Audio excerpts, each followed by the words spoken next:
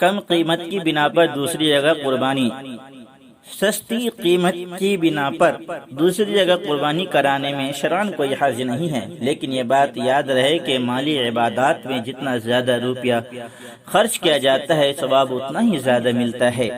مالدار کی قربانی کا جانور گم ہو گیا، جس صاحب استطاعت یعنی مالدار شخص پر قربانی واجب ہو اور اس نے جو جانور قربانی کی نیت سے رکھا ہو وہ قربانی سے پہلے گم ہو جائے تو اس پر اس کی جگہ دوسرے جانور کی قربانی لازم ہوگی۔ مالدار کی قربانی کا جانور مر گیا، مالدار شخص نے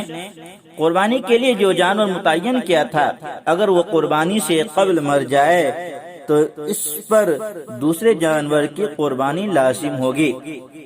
حضور صلی اللہ علیہ وسلم کی طرف سے قربانی، اگر کوئی شخص اپنی طرف سے حضرت صلی اللہ علیہ وسلم کی جانب سے قربانی کرے تو اس میں کوئی حرج نہیں، بلکہ یہ سعادت یعنی نیک بختی کے حصول کا ذریعہ ہے۔ قربانی کی قضا، اگر وقت پر قربانی نہ کی جا سکی ہو اور جانور پہلے سے موجود ہو تو وقت گزرنے کے بعد اسی جانور کو زندہ صدقہ کرنا ضروری ہے، اور اگر جانور موجود نہ ہو تو پورے جانور کی قیمت کا صدقہ لازم ہے۔ سبھی شرکاء قربانی کا عبادت کی نیت کرنا ضروری ہے۔ بڑے جانور میں حصہ لینے والے سبھی شرکاء کا قربت و عبادت کی نیت کرنا لازم ہے، مثلا قربانی، ولیمہ، عقیقہ کی نیت ہو۔ لہذا اگر کسی شخص نے غیر عبادت مثلا اپنی دکان میں گوشت بیچنے کے لیے حصہ لیا تو اس جانور میں حصہ لینے والے کسی بھی شریک کی قربانی درست نہ ہوگی۔ چند شرکاء کا مل کر ایک کی طرف سے قربانی کرنا، نفلی طور پر ثواب پہنچانے کی نیت سے اگر کئی لوگ ایک جانور میں یا جانور کے کسی حصے میں مشترک طور پر شریک ہو جائیں اور اس کا ثواب کسی میت یا زندہ کو پہنچا دیں تو اس میں شرعاً کوئی حرج نہیں ہے۔ اس سے دوسرے حصے داروں کی قربانی پر بھی کوئی اثر نہیں پڑے گا، کیونکہ اس حصے کے لینے سے واجب کی ادائیگی مقصود نہیں بلکہ طلب ثواب پیش نظر ہے۔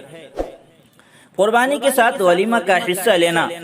ولیمہ کرنا سنت ہونے کی بنا پر موجب ثواب ہے، لہذا اگر کوئی شخص بڑے جانور میں ولیمہ کے نام پر حصہ لیتا ہے تو یہ بھی درست ہے، اس سے قربانی کرنے والوں کے حصے پر کوئی اثر نہ پڑے گا۔ قربانی کے ساتھ عقیقہ کا حصہ لینا، بڑے جانور میں قربانی کے ساتھ عقیقہ کا حصہ رکھنا بھی درست ہے۔ قربانی کا جانور خریدنے کے بعد عیبدار ہو گیا، اگر خریدتے وقت جانور صحیح سالم تھا لیکن بعد میں عیبدار ہو گیا تو مالدار پر اس کے بجائے دوسرے صحیح سالم جانور کی قربانی لازم ہے، اور اگر فقیر ہے تو اسی عیبدار جانور کی قربانی کر سکتا ہے، دوسرے جانور کی قربانی اس پر لازم نہیں۔ قربانی کے وقت جانور عیبدار ہو گیا، جو جانور پہلے سے صحیح سالم تھا لیکن قربانی کے لیے کوشش کرتے وقت